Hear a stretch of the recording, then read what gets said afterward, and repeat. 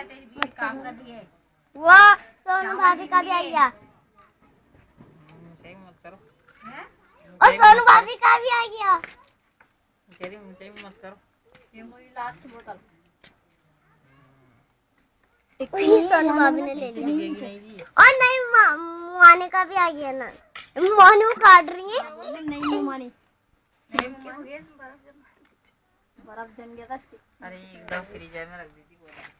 Freezer में बता दो सही खाली लेने की वीडियो है। पूरी बनाएंगे पूरी बनाएंगे।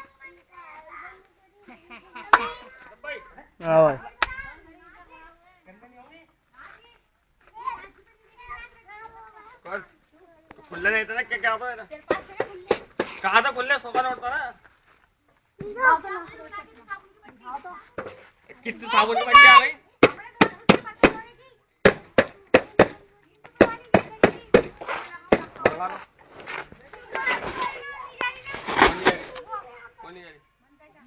इधर मानते